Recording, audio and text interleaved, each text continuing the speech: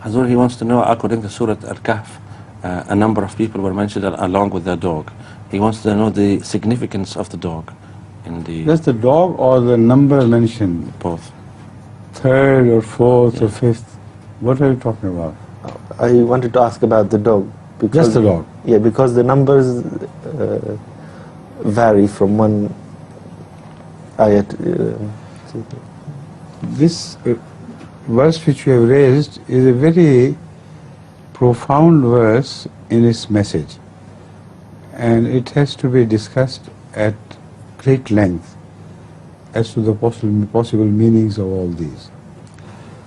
But the dog symbolizes there the faithfulness of this creature to men, to humans. And in itself it's a lesson for the whole world to take. So the way the Quran describes the dog of Ashabe Kehef, number one, it gives the message that whatever the Muslim world's apathy towards dogs, or in some places abhorrence towards dogs and its mixing freely with people is concerned, Allah Ta'ala in the Quran does not support that, because the dog there is mentioned with a good quality of the dog, in which he not only sits guard over Allah's pious servants, but also symbolizes the goodness of the animal itself. Otherwise, these two things go hand in hand. So it's not just mentioned that a dog stood guard, but it also speaks of the God's characteristics, that he is a very faithful person, animal, and as such he stands a symbol of faithfulness from which humans should draw their lessons. That's one reason why the presence of the dog is highlighted. The second is historically important, and is important by way of a prophecy, by way of guiding where you will find such Ashabi people later on.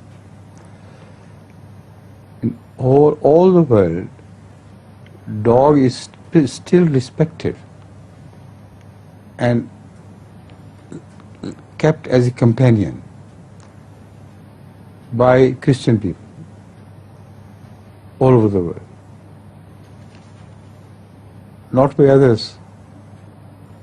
Nowhere in the world you will find such deep affinity between humans and dogs as you discover it in the Christian world. So in this way, many messages are delivered, that if you want to know where these Christians spread all over the world, who were the offspring of these people, the presence of dog will indicate that, and the treatment of dog will indicate that. So all over the world, if you search wide, far and wide, you will find no exception to this rule, that dogs are highly prized and most kindly treated in the Christian world, which seem to have their forefathers being those Ashabe Kehef. The second thing is, that elsewhere, it is exactly the opposite of what we find in the case of Christian world.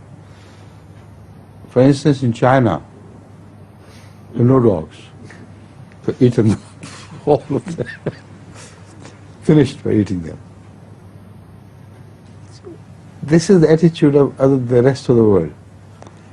And in Pakistan, in India, everywhere, stones are raised at them, and poets write about them, یہ گلیوں کے آوارہ بیکار کتے کہ بخشا گیا جن کو ذوق گدائی. A great Urdu poet, Faiz, writes, these wayward dogs of the streets who have been granted the love of begging, they beg everywhere for a piece of bread or so. They roam about in the streets with no honor, no position in the society which they inhabit, except for this cruel treatment where they go on begging for a piece of bread or two. This is not the state in Christian countries. Everywhere dog is treated differently.